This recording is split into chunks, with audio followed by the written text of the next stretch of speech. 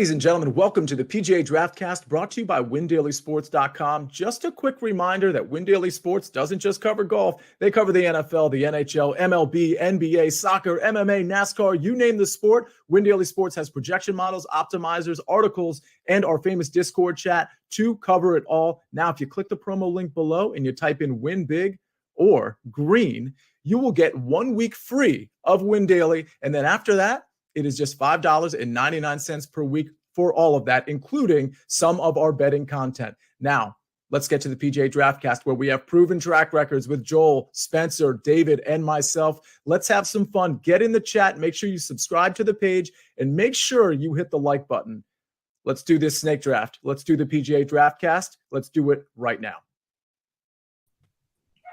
PGA Nation, we are back with a very slow news day in the golf world. Not much going on, so probably have to dive right into the tournament. Obviously, the talk of the day is LIV, is the merger, is the acquisition. There's still a lot of questions to be asked.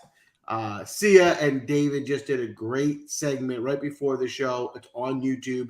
Check it out. A lot of great information. There's still a lot of information that still needs to be uncovered. We'll probably touch on it a little bit throughout the show, but for the most part, tonight, we're here to draft, and we're here for the RBC Canadian Open. Now, I know people almost forgot that there's a golf tournament happening Thursday with all the news and going on, but they're still playing golf this week. There's still DraftKings. There's still tournaments to be played, and we're going to go out there, and we're going to tackle them. How you doing tonight, Sia? I'm good. I'm sorry I'm so into my phone. Jay Monahan is texting me. He just saw our Win Daily show. Yeah, he has my number. I don't like to talk about it, but he just saw the show that David and I did, and we had some really great ideas, so it looks like he's interested. So if you don't mind, go to somebody else. I just got to finish the text. No big deal. It's just Jay. Yeah, no, it's no problem, but I don't know if you know this. It's not going to help you because I think it sounds like for the sounds of things, Jay's on the way out, and he's getting purchased by the big dog. So, sorry, bye, Jay, but no, obviously he set it up so he gets all the money, and he's the CEO. He gets to run all of golf. Somehow he screwed everyone else over, and he gets a promotion to the head of golf. So good for Jay. Byron, how you doing tonight? Thanks for joining us. I'm doing good, boys. It's quite the day to be on the airwaves, and I was just saying to Spence earlier, done zero work. I pretty much used my podcast earlier as a prep for this show because I haven't looked at prices for ownerships, nothing. I haven't thought about any strategy for DFS because I've just been glued to Twitter trying to see what's happening today. It's been a nightmare to try and focus. So, but crazy good stuff, crazy bad stuff, depending how you want to look at it all. Wild day. Let's dive into it. I'm ready to kick some ass today. So let's have some fun. I apologize. I assume most people who watch our show already know who you are. You're not really even a guest anymore because we do have you on quite a bit. But in case you don't know, Byron, thank you so much for joining us. It's always a pleasure to have you as a guest drafter with us. Spence, how about you? How you doing this evening? I'm doing well, and I don't want to get too much into the logistics of this LIV and PGA Tour thing. Obviously, we want to start this show, and I don't know exactly what's going on here, and I think that's the answer that all of us would give, but doesn't it kind of feel like all of a sudden now, Monahan has replaced Greg Norman? That's kind of the only move that feels like really occurred here. Greg Norman's out, Monahan's in. Monahan's in control of everything with Saudi-backed money in a lot of these spots. So I don't know. It's a really perplexing situation in the golf world. I'm sure we'll find out more as time goes on. If you haven't yet, tune into the Sia and David show and you can hear some of their thoughts on it. But no, it's a really weird day for golf. Mm-hmm. Well, you're right. As we saw as this whole thing played out, we need someone to blame, right? We need someone to point the finger out. Greg Norman took that for a while. Now that this happened, Greg Norman's out. And it's all right, Jay, you're next up because it's not going to be someone on the Saudi side. So it's Jay, you're the issue now. So he's going to take a lot of heat for a little bit. Maybe, probably deservedly so, but we'll see how this all plays out. But moving on, we're going to get into this draft tonight.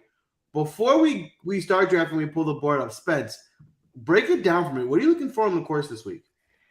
I think we've gotten some mixed reviews over the past couple hours from what a lot of people thought. It was initially supposed to be a birdie fest.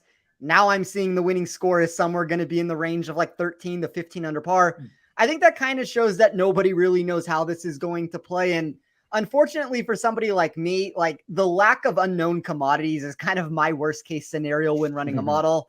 I see 7,264 yards on the scorecard. On top of that, I've also read that this can play 200 yards more than that on any given day. I did watch a ton of flyover videos on YouTube to see if I could find anything unique, but I kind of think what is there, like what you see is what you get with it. You're going to have a bunch of short par fours. I think the par fives are extremely scoreable. We'll talk a little bit about how I ran my model when I talk about some of these players that I'm backing this week, but kind of for me, the biggest thing I was looking for is players that could create opportunities and then make the putt. Now, with this maybe not being a 20 to 25 under tournament like I initially thought, that might move back a little bit, but I still think some of that comes into play here for a venue that we literally have no statistical data on. Yeah, and that's the challenger. There's not historical statistical data. There's some things that we can still look to based on the course layout and things like that that can help us a little bit. But to me, what that means is weighting those strokes gained data is a little bit less than normal and maybe weigh form a little bit more. Just how are these guys playing in general until we can get a better feel for this course and see these guys out there and things like that. So, all right, without further ado, I'm going to pull up the draft board. For those of you new to our show, if you haven't seen it before, we're doing a snake draft. It works like your typical fantasy football draft where I'm going to go first, Byron second, Spencer third. Sia in the audience will go fourth. You'll get 2 in a row, then you'll go back. The big stipulation to be aware of is you do need to stay within your DraftKings salary. So you can't just take all the best golfers. You need to make sure you draft a lineup that you can actually put into a real lineup within the salary cap. So I am on a winning streak. 3 in a row. Gave myself Congratulations. First again. What a show off.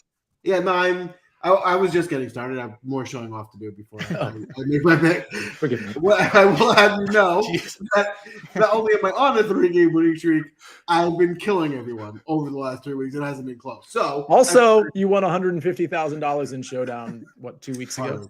Part of the streak. That is also true, yeah. So I plan for that streak to continue here. And if I'm being honest, I really didn't want first pick today, but it's all part of the streak. I'm not going to change up what I've been doing if it's been working. So we're going to stick with it. I'm going to go first.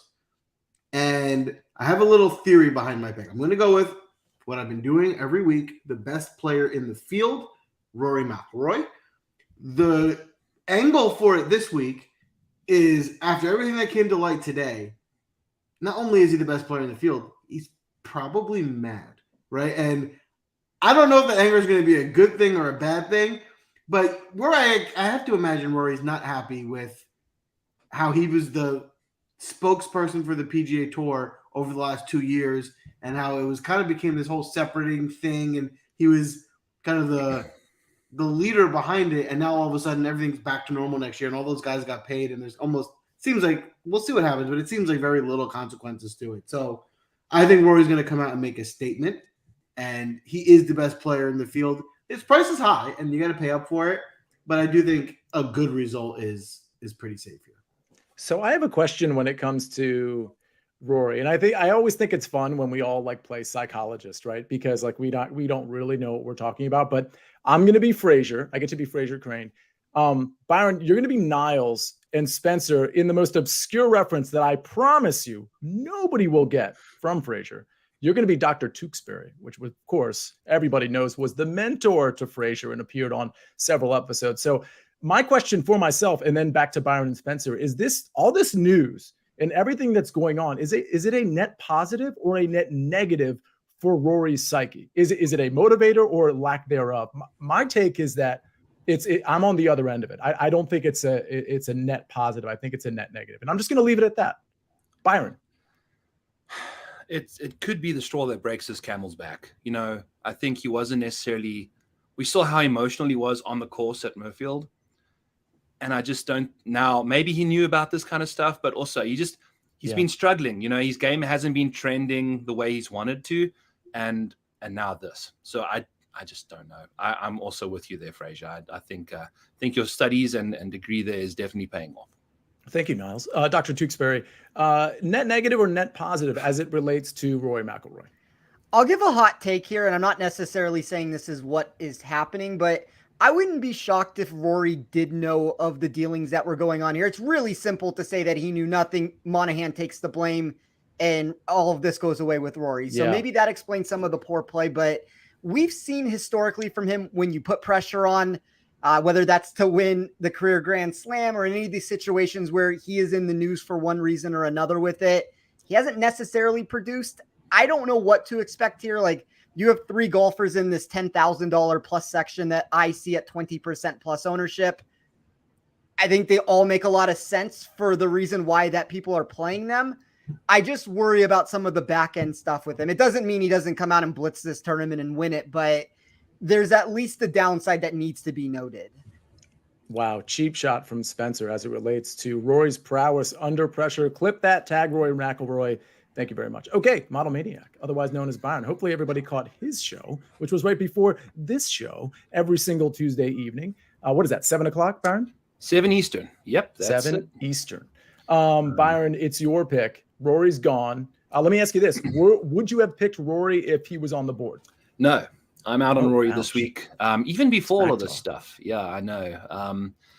I just, I'm expecting it to be a wedge intensive. I know you've heard this a few times on multiple different shows and things, but wedge intensive courses don't quite suit Rory's play, I don't think. And on a shorter golf course, you can imagine, that driver might not necessarily be as big a weapon as it has been on these bigger tracks. So especially at 11.5 and in a birdie fest, anything can happen. So lots of negatives, but also it is what it is. Next up, also I want to mention, one of my goals in life is to be on a show one day and say, hold on, I'm not done bragging yet. After just saying I've just been on a 3-win streak. So there's major ambitions and goals to be achieved here on the PGA Draft Cast. But, one day, Joel, thank you for the inspiration.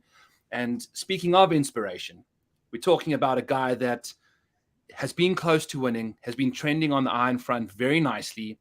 He seemed like he was one of the most pissed off guys leaving the room, according to Jeff Feinberg, who has doing great things out there in the news reporting industry. Friend of the show. I know, friend of the show, yes. Instead of him doing research on the course, he was busy interviewing players. So that was hilarious today. But Justin Rose, he had one of his best iron weeks at the Charles Schwab and one of his worst putting weeks at the Charles Schwab simultaneously and still finished T16. So I think he goes to a course where his distance is going to punish him as much. He makes a lot of birdies. He's the second best iron player in the field over the last 24 rounds. He's a really good iron player in general. His game's trending. He's cheap, $9,700, very popular, I'm assuming, but he gives you some really good value. You could argue he's one of the best values here in the top of the board. Yeah, I totally agree with that. And I love what we're seeing on approach with him. I mean, you mentioned it, but just at the Charles Schwab last one, he played 7.81 strokes, I should say, on approach. And honestly, he's got like, I hate to say it like this, but he's got like the complete game. Like, I mean, he lost putting at the Charles Schwab. He lost, I think it was like almost 3 strokes, but he's been great with the short game. He's been great with the putter. This seems like it's like set up really nicely for him. And you mentioned it, Byron, the off the tee stuff, to the extent you see it in the negative, that's not an accuracy issue. That's a distance issue, which shouldn't, we don't know for a fact, but it shouldn't really affect him too much here. So I'm going to, before we go to Spencer, I'm going to do the yes or no thing. Joel, yes or no on Justin Rose? Yes. And Spencer, yes or no on Justin Rose?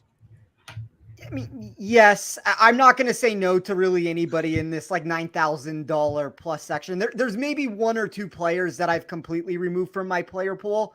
And the player that I'm going to name next, which I don't anticipate that anybody was going to actually take him, this is my favorite player in the $9,000 range. So this is the one that I'm going to be going to. So I'll give the pick now. I'm going to preface this by saying it is extremely volatile. I understand that. It's a boom or bust play. The current form does not look good. He's been all over the place, but there is a thing that I ran in my model, and it's the same exact thing I ran in my model for match play when we were talking about some of this. And this is, I called it expected realization of opportunities created. That's kind of a tongue twister there that is really just saying who's going to create the most opportunities. And then on top of those opportunities, who is most likely to make their share of putts. It doesn't mean that everybody's going to make every single putt, but the guys who create more opportunities have a better chance to make more putts if you look at that. So if all of that makes sense, that's essentially what that model that I ran comes down to there. So I am going to take Cameron Young at 9,300. I really think that this might be the best chance he's had to win a golf tournament on the PGA Tour, maybe in a really long time. I don't necessarily want to say ever, but number one in my model for overall birdie or better percentage, number one in my model in weighted proximity. So that's all the opportunities that we're talking about that he's going to create.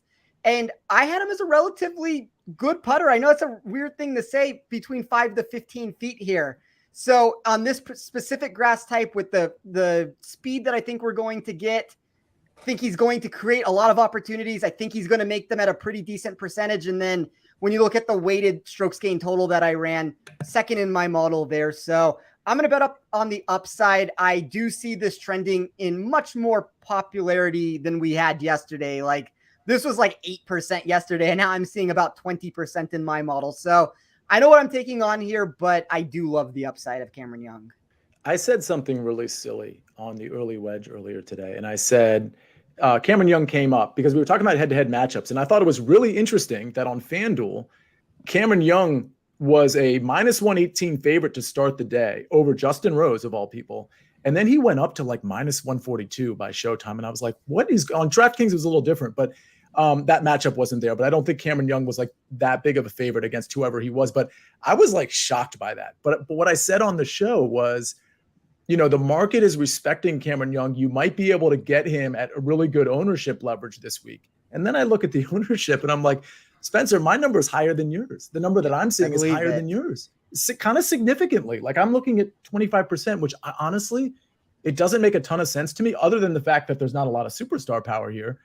But I mean, I am genuinely shocked by that. And if that's going to be the case, I get your pick, Spencer, and clearly the market outside of DFS, like the betting market, is respecting Cameron Young. So we should be looking into this, but I thought I was going to get him at like 12%. I actually legitimately thought that was going to be the case, and it's not. Byron, are you on the Cameron Young train as the C audience nominates their guys? I think we have 2 people already, but are you on the Cameron Young train this week? No, I think if I'm going to be kind of rolling with Rose at the kind of similar ownership as Cam Young, I think I'm just going to have to pick between one of those two. And I just love what Rose has shown me lately. I think I can trust his putter even after the Charles Schwab a bit better than Young's. And it's basically an ownership thing. I've got him third in my model behind Rose, who's second. So. All right. Well, it looks like, and Joel, I got to ask you, because I think it's a really controversial player this week. Yes or no on Cameron Young, I should say. I'm taking a wait and see approach. I do think he's going to return and get back into form. It's just been a while. So I'm going to not play him until he shows that he's back. This is not the reason, just really quickly, this is not the reason why I'm backing, but it goes beyond even like a Justin Rose answer to this. Outside of Rory McIlroy, like that same movement is happening across the board of him in every matchup against any single golfer that is not named Rory, which I believe he's like Cameron Young's the number one upside player that I have in my model this week. Well, I'll tell you what, I feel like one of the upside players that, and this goes to our audience pick, because we've already picked both of our guys here, that has upside, but at much less ownership, is Sam Burns. I mean, I feel like that's a pretty good alternative. And granted, he's going to be less owned most likely because he's 1,200 more than Cameron Young, but all the better from an ownership standpoint. So we have Hatton and Sam Burns. I mean, other than just paying up a lot with our first 2 picks, I have no problem with those picks. Sam Burns wasn't really necessarily going to be in my pool, but I love the ownership play, and obviously he has tremendous upside. So I don't mind these 2 picks at all. And we obviously know how well Hatton's striking it. We know he's got the short game too. Joel, I'm going to go to you before we go back to Spencer's pick. Are you in or out on Sam Burns? Burns I'm out on, but Hatton I like a lot. Yeah. And Byron, in or out on Sam Burns? I don't mind Burns, but it's peculiar that he's more than Hatton, who's been playing much better than him over the last little while. So I got the same answer as Joel. Yeah, I'm looking at Hatton's ownership. I have it at around, and by the way, Spillardi's in the chat. He has just confirmed that right now the Win Daily team has Cam Young at 24%. So we're going to have all of that stuff published at WinDailySports.com tomorrow, late afternoon, early evening, like we always do. And his numbers have been really, really on point. I know some people that have kind of like DM'd me and sort of checked with our numbers versus other people's numbers. And then, of course, the tournament starts the following day. And, I don't have a big sample size, I'll be honest, but what I've seen so far, our numbers are just Steven's. Let me just put it this way, because I don't want to talk about anybody else. Steven has been really on point, and I think it's more so than most of the people in the industry. So just something to keep in mind. WinDailySports.com. You'll get that ownership article. You'll get in our Discord. All of those things. But I like these picks. Spencer, it's back to you. If you have anything to say about these two guys, feel free. But after Cameron Young, who are you taking? I will say one thing about, I guess, each one of them. So I think Cameron Young, Sam Burns, Tyrrell Hatton, to me, those are probably the three best players in this tournament. Like, that's where I wanted my outright exposure to go when trying to find value on this board. I am very disappointed that one of Burns or Hatton didn't fall to me here. I didn't really envision a scenario, and I've been scrambling here trying to figure out how I want to make this build now, because to me, this was always going to be. Thank you, Spencer. You can take your pick now. Let's go. Stop vamping.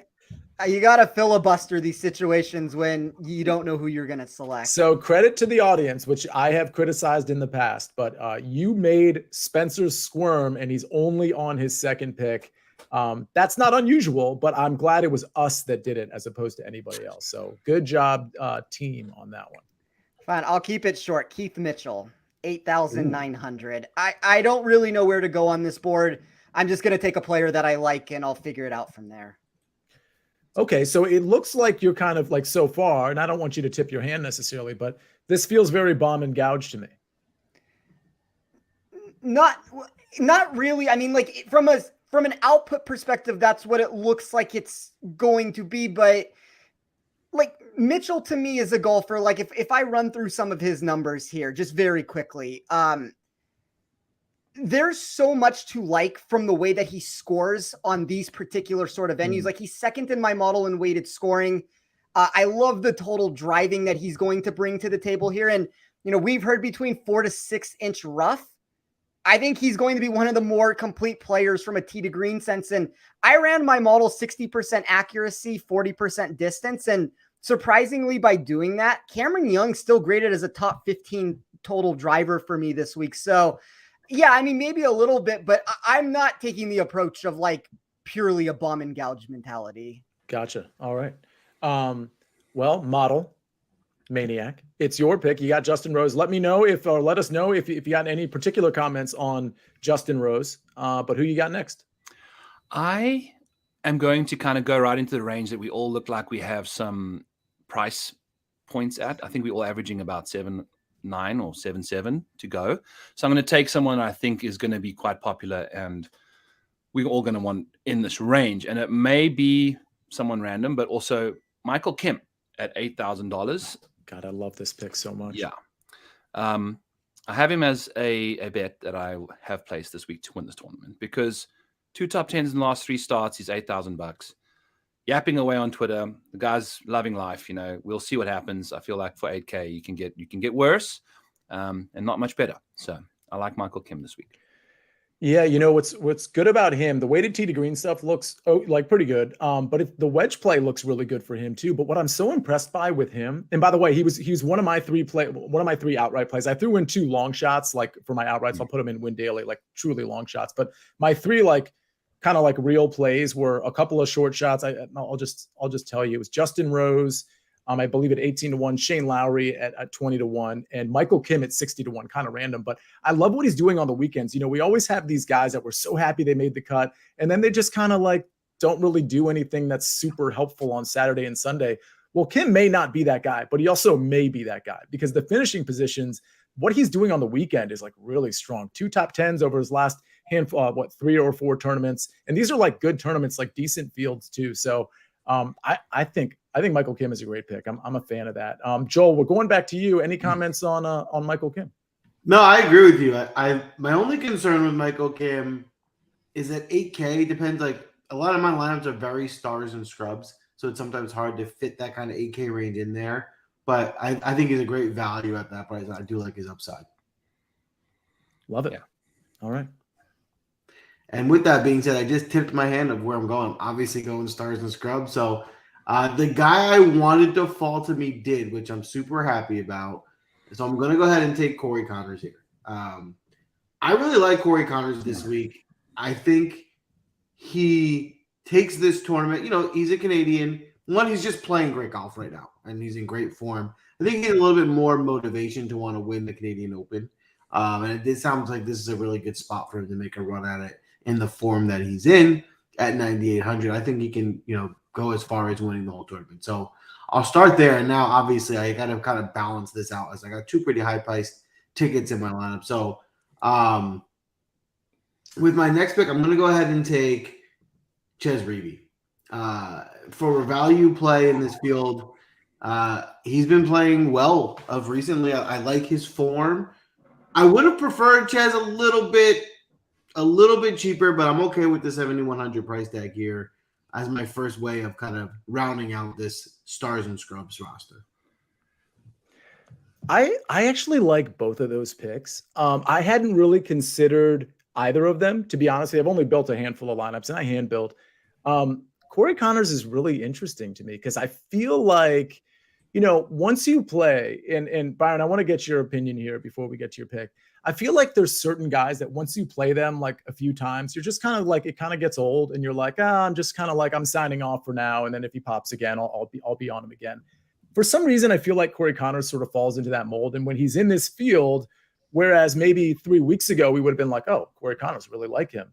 He's just not that guy, especially when you sort of, put him up against Justin Rose, Tommy Fleetwood, Shane Lowry, for whatever reason, those guys, and to me too, those guys sound like better options, but they sound like better options to everybody else too. And this is DFS, right? Like Corey Connors, we're going to see on WinDailySports.com with Stephen Pilardi's article, he's going to be way less owned. And I just think he's a pretty good course fit considering what we actually know about this course. And I've been on Chez Reavie for a while now. I think the output there has been pretty great from a ball striking standpoint and a putting standpoint. So I think those are two really sneaky plays, and I really appreciate them in like a sort of a tournament format. So Byron, how do you feel about those guys, and what's your pick?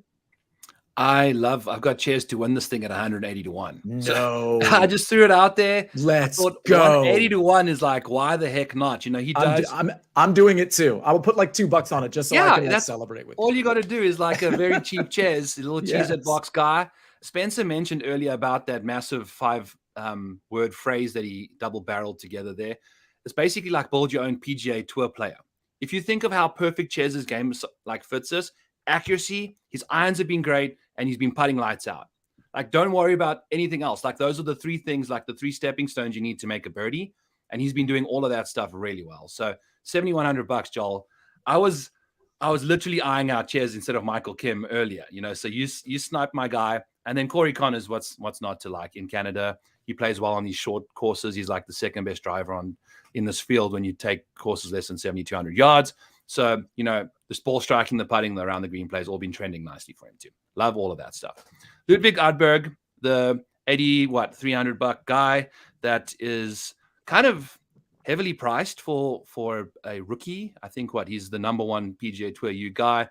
Now he's got his full tour membership going forward for another year and a half. Rozang, Ludwig, let's go. I don't know. I don't have any of Ludwig in the outright market, but I think he poses a really interesting dynamic this week. I think he's hungry. He seems like he's a very talented golfer in a range of 8Ks that doesn't really necessarily have that much ownership leverage. I'm seeing some really nice ownership numbers on him because I think he's kind of high priced, and I'm okay. I think he's talented enough to be priced in the 8K range, and until he proves us not, I'll join in on there. Yeah, this is really interesting with Aberg, because is it Aberg or Aberg? I don't want to say that wrong, Byron. It's Ludwig. Yeah, but how do you say is his last name? I think it's A. Okay, I think Ludwig, it's Aberg. Okay. Yeah, okay, I think it's Aberg as well. Good answer, Byron. What's interesting about him is that his name has popped up this week, and I would think that therefore he would be like 10% because people just generally want to be early on guys, which makes sense. It's not a criticism. Yeah. But he's like really low owned, to your point. And so given this particular field and his potential, it does make sense to play at least a little bit of it. Listen, you're going to be twice the field if you play him in 1 out of 10 lineups, yeah. And you'll be 4 times the field in 2 out of 10 lineups. So, I mean, it definitely makes sense to maybe include some of these guys that are so unknown that people aren't even trying to be early. They're just like, I don't even know who that dude is. I'm going to another guy. Spencer, I want to get to your pick, but I don't know if you have much on Aberg, just because I know there's not in your database, you're not going to have a lot to go off of from a model standpoint. But if you have any comments there, let us know. But also on the Corey Connors one specifically, is he a guy that flashed for you? Kind of like I said, everybody in that $9,000 range or up kind of flashed for me somewhat. Like, I think pricing is very solid up there, and it's pick your poison sort of situation. So I'm fine with any of those players. Like, I'm not going to talk anybody out of any of those names, but I have ownership on Aberg a little bit higher than some people do, I think. And I don't know. I mean, we're so early in the week still that could go and move, but Aberg for me, and this is with a very limited sample size, I understand that he's 10th overall in my model. Like, wow. He popped up in ways that were outrageous. So I like him. I think that there's a really realistic chance that he is this year's Tom Kim, if you want to view it like that, to where he comes onto the tour and just immediately he starts producing and maybe winning some events. So I really like him from a talent perspective. I think the upside is massive. I don't know if he necessarily puts it together this week, but at least from a statistical standpoint, the numbers look really good for how I weighed this course. All right. And if I'm remembering correctly, he's like the really handsome guy that like looks like he's carved from stone, like with the jawline. Is that dude? He's your offspring, Sia. Yes. That's what you're getting at. That's what I was hoping for. That comment was hoping for that type of reaction. I very much appreciate that. All right, Spencer, you got Cameron Young and Keith Mitchell. Very interesting build so far. Who do you got next? So this wasn't where I was planning to go. I'm going to adjust on the fly here. And I think in the words of Joel, I have made this lineup even better than it was going to be before when I originally started this. But I'm going to take somebody that I do think has some relative safety to go along with Cam Young here. It might be an interesting combo to put together. And I'm going to take Matthew Fitzpatrick at 9,900, fifth in my model in weighted scoring. The distance for him, and I keep saying, like, I'm not necessarily looking for distance this week, but look, he's added distance out of nowhere. Like, he's 22nd in my model for this tournament, and we know he is a pretty accurate driver of the ball, even with the distance that he's added. Makes him a top 12 player in my model for total driving. And obviously the concerns always come down to what will the weighted proximity look like. Like, the iron play is never great, but the strokes gain approach is always better for me than the weighted proximity that you run. So if you turn his weighted proximity number inside my model into just his strokes gain approach number, all of a sudden, like, he becomes the third or fourth choice to win this tournament for me. So I do like Fitzpatrick, not necessarily the route I was planning to go, but I think he pairs nicely with some of the names I already have. Yeah, I like Fitzpatrick too, and I don't think his ownership is going to get super high. He was he was bad on Thursday last week, but he was really good the rest of the 3 rounds. And he does, on these courses where there's a bit of an unknown, you kind of like having the guy that can kind of do everything pretty great. And I think Matt Fitzpatrick is definitely that guy. Joel, Fitzpatrick, yes or no? For sure, yes. Byron, are you a for sure as well, or are you out on Fitzpatrick? I'm middle of the road. I don't really have a comment. Maybe I'm out then. Yeah, that sounds like you're out. All right. Well, the odd, and I think I haven't actually decided if I'm in on Fitzpatrick because there's so many guys I like in that range below him, but we'll have to see when we get the ownership. Maybe if guys like Rose are like completely out of control, I might have to pivot to somebody like that. So that's just kind of a wait and see there. Okay, the audience. Let me know. By the way, DT in Phoenix, I love you, man. Dave, you're great on Twitter and here, but you can't nominate 4 guys because it's just going to get like way too confusing in terms of what picks, what nominations count and what don't. And by the way, you put in Kevin Roy with the parentheses risky. He didn't have to put the risky part. Like, we appreciate the fact that Kevin Roy is definitely risky. But again, thank you for everybody for the nominations. Do we have, okay, it looks like Hubbard is one of them. Mark Hubbard is going to be one of the guys, and it looks like Moronk is the second guy. Somebody, if they could confirm that for me. But let's start with Hubbard, who had a pretty bad Sunday. He was 7 over par last week, but really a pretty great first few rounds. And he does seem like a pretty good course fit. He's been very good for a while now. It's been a number of tournaments now that he's been good. Not a sexy name, but I don't know that you need a sexy name in this tournament. I'm out on Moronk. I'm trying to check his ownership right now. It's not terrible, but it is one of the higher ownerships in the 8K range, if not the highest. That's what it'll probably end up being. I'm just not going to play him. I don't hate him or anything, but Spencer, I want to go back to you on both of these guys, in or out, Hubbard and Meronk.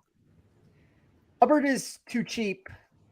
I don't love the ownership. He's going to be very popular, but I mean, that's something that you can work around. And I just noticed that. I don't like that either. I just noticed that, but okay. So I didn't mean to interrupt. Go ahead. No, and I was just going to say, I kind of like Meronk. He's another player that I don't have a ton of data on, but from the information that I do have, 18th in my model, which, I mean, technically, I guess he's trending up in ownership also. Like, I didn't see him at 13% yesterday, and I'm just going through some of these numbers now again, and I think he was like 7 or 8% for me. So there's clearly some support with him, but I don't have a problem with either of the two plays on the surface. I do think ownership would be the one answer that I would give.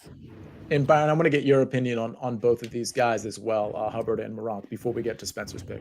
Yeah, Meronk, I've got nothing to say about him, so I'm out on him. But Hubbard, got him as an outright as well, like 130 to 1. So I've just got all these darts. You got a guy at $7,300, and over the last 24 rounds, he's the best iron player in the field. It makes a lot of sense why he's getting all that ownership, but yeah, it's just too cheap for like one of the most important skill sets that you need in golf. He's the best at in this field, and he's $7,300. Yeah, so, it's fine. Eat that ownership. I've got my guy next door mowing down the ownership forest that you guys are growing for me here, but I love him. I love him a lot this week. Yeah, I like Hubbard, but I will say this: there's so many pivots right next to him that I don't think I'm going to end up playing him if he's going to be double-digit ownership. I mean, I don't know. I mean, obviously in cash games and things like that, I don't think there's a guy right next to him that has almost half the ownership that I might end up playing instead. We'll wait and see on how ownership shakes out. Spencer, it's your pick. What do you got? So there's two players above this golfer in the $7,000 range that technically grade better. One would be Mark Hubbard, who's off the board. The second, and I will give a name here for however this changes this show is whatever, but Eric Cole would be the second player in the $7,000 range. But I am going to take a golfer that I do have some trepidation with this week. I worry about his ability to make putts at this tournament. I worry about his consistency a little bit on this particular green type, but Vincent Norman, 7,500. I'm going to trust the recent form with them. I think the ownership is fine at about 10% of what I see right now. You could argue that there's other places I could have gone there, but I'm just going to trust the model in a week where I don't have a big lean one way or another. So if the data is telling me an answer, I'll go with the data here. Yeah, we've talked about Vincent Norman on this show. Joel, I want to go to you to ask if you're in on him. The one watch out for me with Norman, because he was one of the first guys I looked at, was the wedge play just wasn't very good. And I wonder, Spencer, was that a major concern of yours? It is. So he ranks for me out of 156 players, and this is in this opportunities creator plus the making the putt, 112th overall.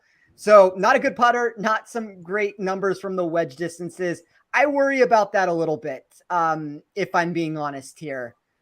But with the range that we're in, I can't spell any of these guys' names correctly right now on my team. This is a terrible sign. First it was Fitzpatrick was wrong, and now Norman is wrong for me. Doesn't he go by Matt now anyway? Isn't he a Matt? God, he's a database nightmare, old Matt Fitzpatrick. Come on, Matt, you're better than that. Yeah. Also, Matthew's kind of a cool name. I would have gone with Matthew. Joel, it is Byron's pick, but in or out on Vincent Norman? It's interesting. I was not in on him, but as I was scrambling to figure out who my next value pick would be, I was looking through guys, and he kind of started popping up. So in the last 15 minutes, I started getting intrigued by him. All right. So that sounds like you're probably in. Byron, in or out on Norman, and who's your next pick? I don't know. Norman's, it just seems like he's got some juice for a bigger golf course. Give me he's that John Rahm, Cameron Champ-esque kind of golfer. I don't think he's going to be that appealing in Canada this week on a shorter course. Also, we don't know what the heck this course is even going to be anyway. So take a gamble on the guy. Maybe distance is a massive help this week. Who knows? Yeah. So I like that, shot. So I like the play. I don't know if I like the player. Hate the game, don't hate the play, hate the game. Anyway, moving on. My man, Sia, your man, and I'm sorry to do this to you, but just too cheap, too nice, too affordable. Yeah. Good pick. high percentage play, you know, ownership's up there, but Carson Young not getting that street cred, not getting the love he deserves. My God, he's like basically Mark Hubbard light right now. From a strokes gain perspective, his game is just super solid. We saw what he got up to at Memorial after doing what he did, trying to get into the US Open. I think, you know, some ridiculous 63s out there. You talk about it. You do a much better job speaking about Carson Young than I do. Well, the question is, how big of a sample size do you need to put this guy at like 7,600 or just to put him in your lineups like as an auto play? Because, I mean, he has been, I guess the week prior it was 6,600 where I played him. And then, you know, before that he was like 6,100 or 6,300. I mean, you know, a lot of these guys, they come and go really quick. But for me, it seems like Carson Young has some staying power. And I said this on Monday. I think you could have put him at 7,400 and it would have made complete sense. I think you could have put him at 7,600. And I think some people would have been like, oh, wow, they priced up Carson Young. That makes sense. So I think you're getting tremendous value. And he doesn't look right now, we'll have to wait and see, that he's going to be super chalky. So I'm all about it. The metrics really speak to me. The ball striking, the short game, it's all there. So, I mean, I mentioned 2 long shot outrights. He was one of the 2. You could probably find a better number than this, but it was 90-1 that I got it at. And you know, listen, it's 90-1 for a reason, but it wouldn't shock me if Carson Young is in the mix on Sunday. It just wouldn't, because he's playing like he's that dude. Joel, tell me what you think. Are you in or out on Carson Young? And you got 2 picks to make. Yeah, he was going to be my next pick. So I'm in. Nice, Byron. Nice. I got to change things up. I got a couple other value plays here. So not quite thrilled with how this kind of round turned to me, but I'm going to start with Aaron Baddeley. He's got issues off the tee, big ones. And that's something I know he's got to improve on and fix. But other than that, he's been playing. If he was just below average off the tee, you know, he would be one of my favorite steals in this price range. I mean, over the last couple of weeks, he's gained almost 3 strokes of the last 2 tournaments on approach. He's gaining very consistently around the green, almost every tournament, going back 10, 15 tournaments. And his putter has gained 3 strokes each of the last 3 outings. So he's really playing good golf. He's just got to kind of get the off the tee stuff together. Even just a neutral off the tee week, I think he should get a really good result. But even with his off the tee woes, he's still giving us in the last 2 outings 2 top 25s. And at Charles Schwab, he lost 4 strokes off the tee. So I still think he can do well here, even with that wild driver. Yeah, and by the way, I mean, it hasn't been super wild. And one thing I will say about Aaron Baddeley is, though, that wedge range, like I looked up 75. I mean, this is where this is coming from. I shouldn't say I looked up, but 75 to 125 last 24 rounds. I have him number 1. Somebody can please feel free to fact check me on that, model check me. But I'm pretty sure he's the best in this field last 24 rounds between 75 and 125. Checked. Agreed. I agree. Well, we'll wait on that. Who's your next pick? He's number 2. He's number 2 for me in my model. So the way that you're running it, I mean, yeah, 1, 2, it's the same thing. Yeah, fair enough. You know, obviously there's a theme here with my next pick. It's kind of a similar type of result here. I'm going with Nate Lashley. He's another guy who off the tee has been his woes, but you know, he's gained 6 strokes on approach in 2 of the last 3 tournaments. He lost a stroke at the Charles Schwab, but he's been consistently good on his approach with around the green. He's even making putts. He's another one, just a decent week off the tee. I think in this field, he's set up to have another top 30, top 25 type week, which is what I'm looking for in the type of build that I'm making. So I think I'm doing okay here with my value. Yeah, I like Lashley as well, and I like the wedge game, particularly from Lashley, the approach game, like you mentioned. So I'm in on that. Byron, it's your pick. You got Carson Young. This is a really interesting team to me. Rose, Michael Kim, Aberg, Carson Young. I wonder, do you feel like before you make your next pick, do you feel like you're missing some upside, and is that where you're going next? Or are you comfortable with your upside at this point? I think, you know, with Rose and Kim in the mix there and Aberg, I think those 3 will give me enough upside. And then I've got a guy that's coming up right now that gives you all the upside in the goddamn world you could wish for. And he's a guy that doesn't model out well for me at all. He's a guy that's made every single cut in 2023, and his name is Sahith Theegala. Oh, wow. There's upside. I'm taking the narrative that it's a short golf course.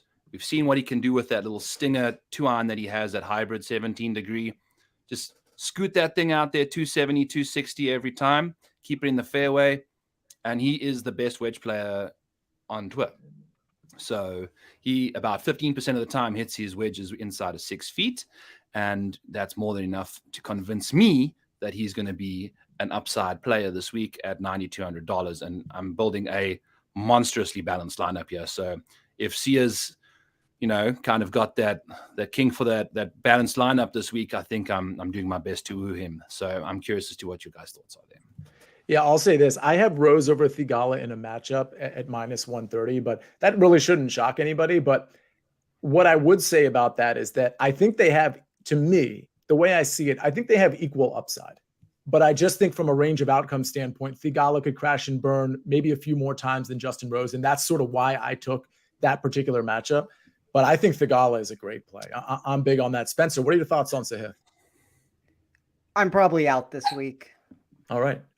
Joel. In. Reluctantly in. Yeah. But to me, this feels like an upside play. In other words, like a tournament play. So I personally do like it. Spencer, you've got Cameron Young, Keith Mitchell, Matt Fitzpatrick, Vincent Norman, a lot of upside on your team, in my opinion. Who are you going with next? I don't know how I end up in this position every single week. Like I was making a concerted effort not to get stuck in this $6,000 range. I was going to be down in this lower 7,000s. And now here I am taking a golfer that, he has not produced a top 40 result since October of 2022. Like, that doesn't sound great, obviously, for making a pick here, but I'm going to take Justin Lauer at 6,700. He's a player that I've talked about a lot on this show. Results have turned around a little bit. 4 made cuts in his past 6.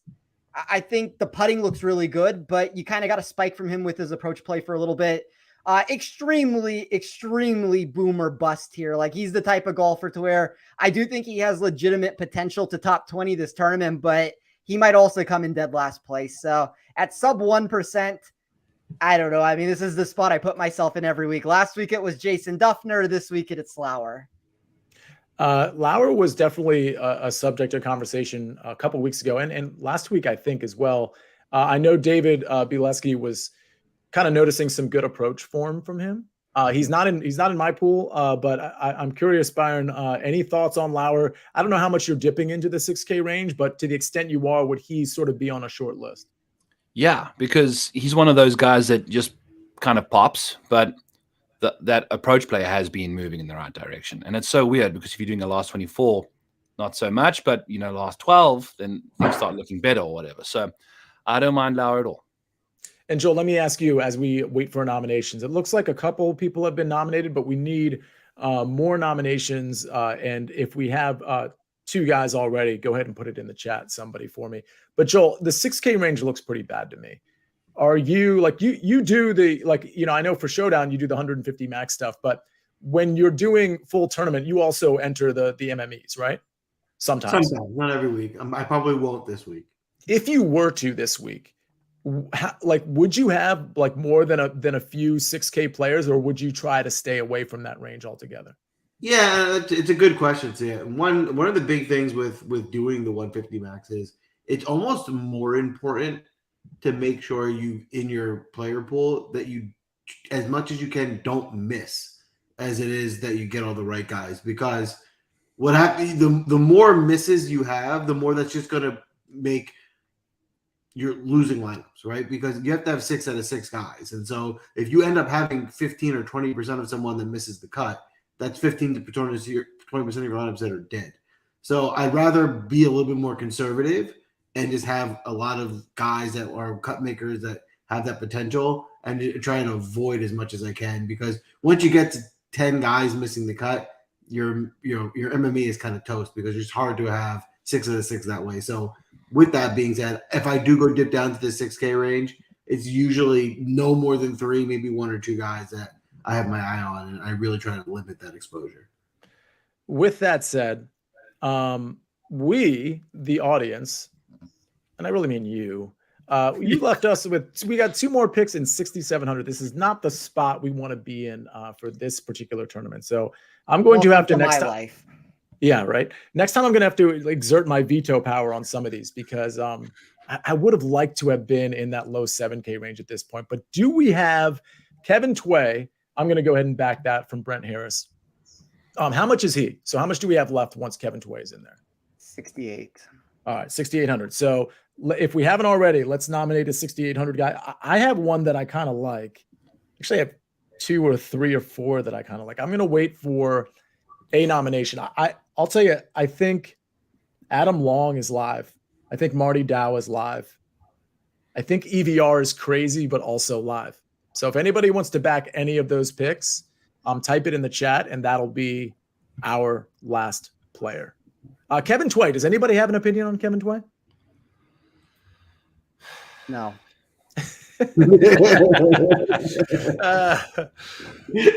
He flashes from time to time, but it's been a minute. I'm trying to see. Yeah, he certainly flashed at. He had an 11th place finish somewhere. I just can't see where it was from, but it's just a lot of missed cuts.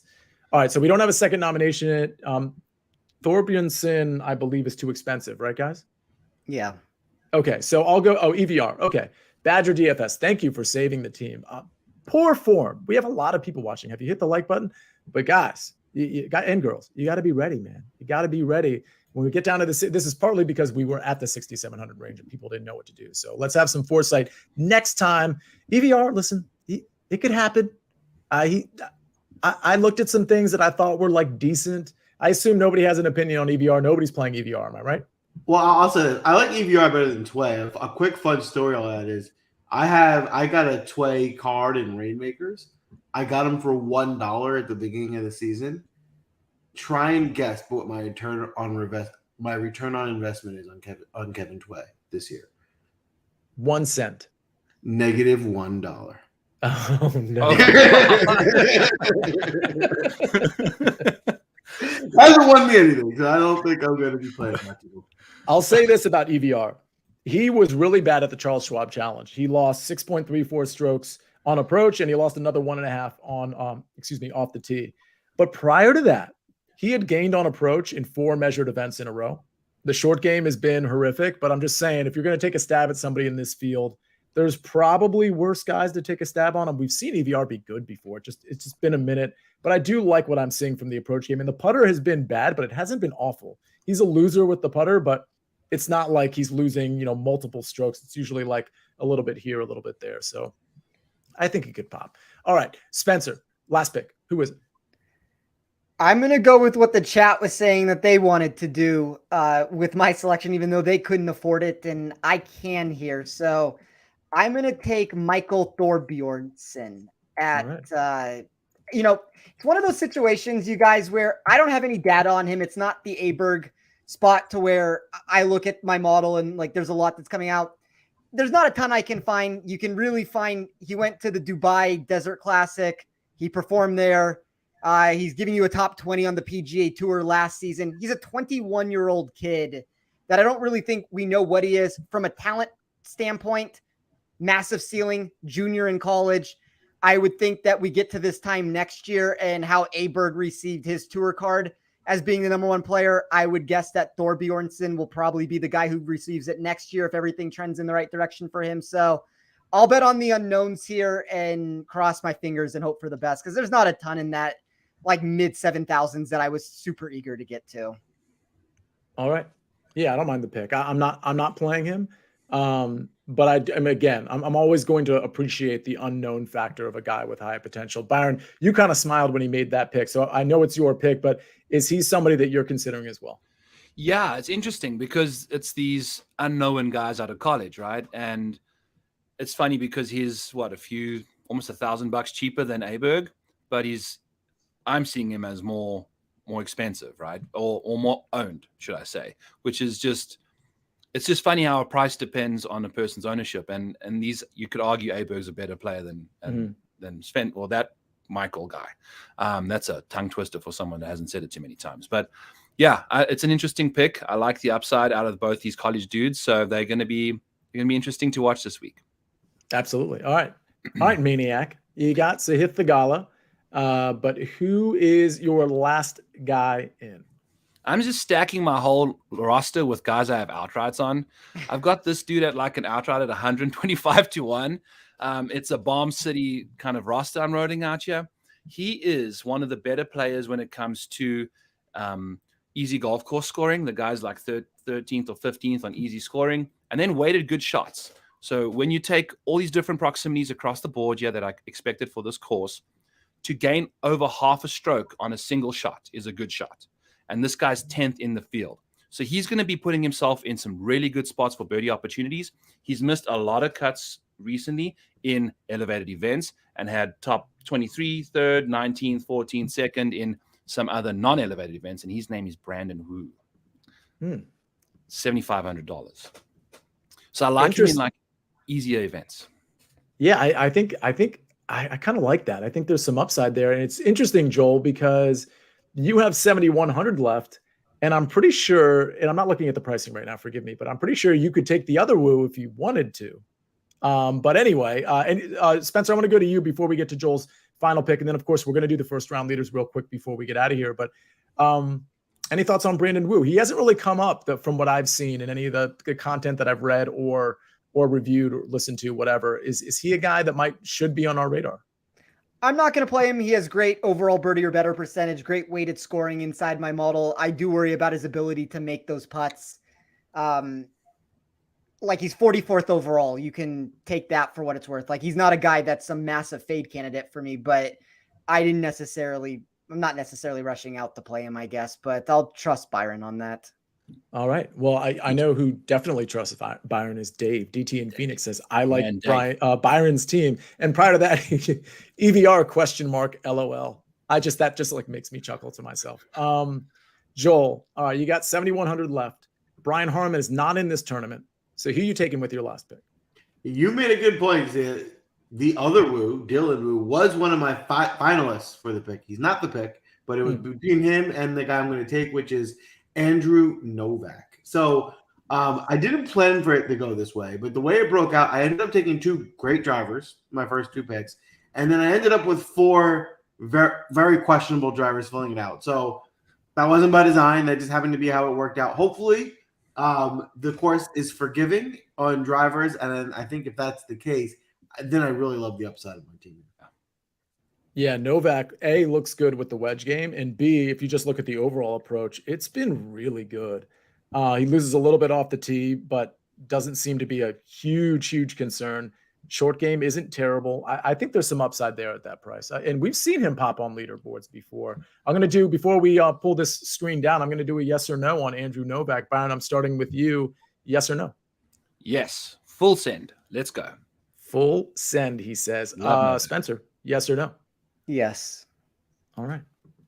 Well, Joel, I think, by the way, I think Joel, everybody endorses that pick. I like the pick too, but I think we're ready for the big money right now, Joel. I love it. Before we move on, if you're watching the show, if you followed, hit the like button, give us a follow. It goes a long way. We will post these lineups on Twitter before the tournament starts. Hop on. Let us know which lineup you think is going to win. We are tracking them. As you know, I've won the last 3 weeks. We'll come back next week and congratulate me again. I appreciate you guys, but we make our real money on the first round leader. So I'm going to pull the draft board down right now, and we are going to get right into the first round leader market. We'll start with you, Spence. Who are you targeting in the first round leader market this week? Cameron Young. I'm going to be very aggressive with him in every iteration of pretty much any market that I can find. I see a 28 to 1 out there. So Cameron Young for me this week. Ooh, I love it. You are loving Cameron Young this week. Byron, do you have any first round leader plays for us tonight? Yeah, sure. I'll throw out a Sahith Theegala at 40. I'll throw out a Adam Svensson. I'm seeing 55s out there. So Adam Svensson's played 8 straight elevated events. This will be like his first non-elevated event in a while, which is kind of weird, but I like him. Keith Mitchell at 50, and then Mark Hubbard at 75.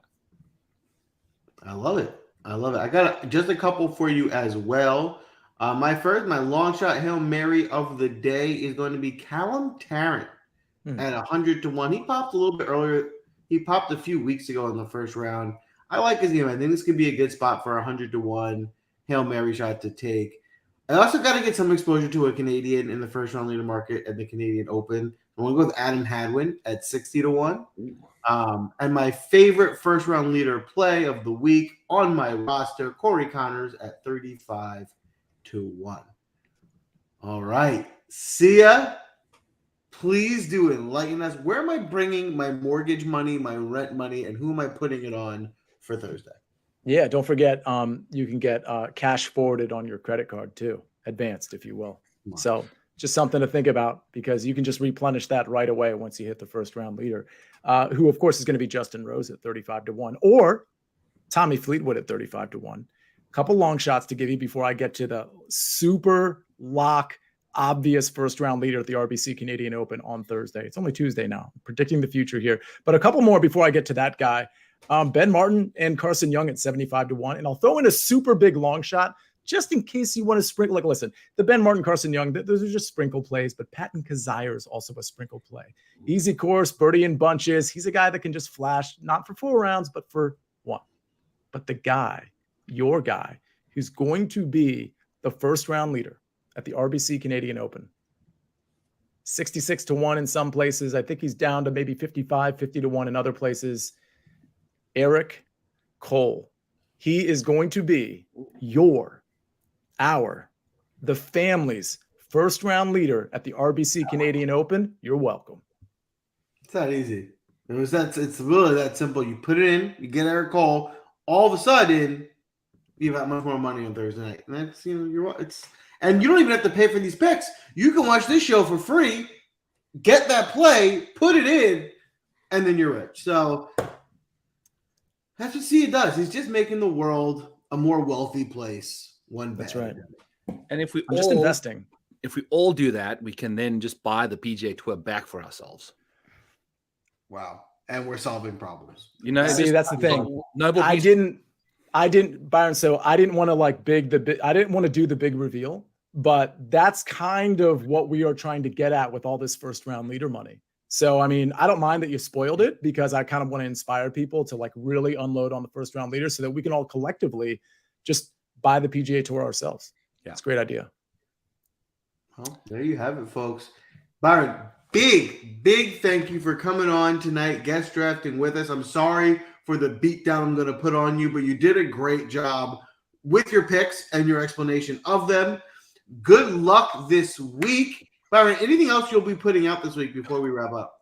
I've got a million Rotorball articles coming out tomorrow because I've done nothing today. So just be ready for the rapid fire stuff tomorrow. Go check out Back Nine Bets on YouTube and Spotify and iTunes and at TheModelManiac as always. So thanks for the beatdown, Joel. I appreciate it.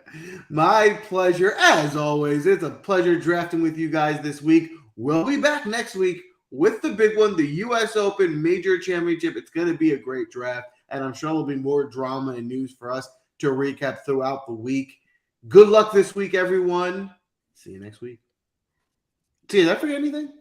Yeah, there's just one more thing. 2 more things. Definitely follow, if you don't already, Byron at TheModelManiac. I'm pretty sure everybody watching, but there are a lot of people watching, follows you. But just in case, at TheModelManiac, give him a follow.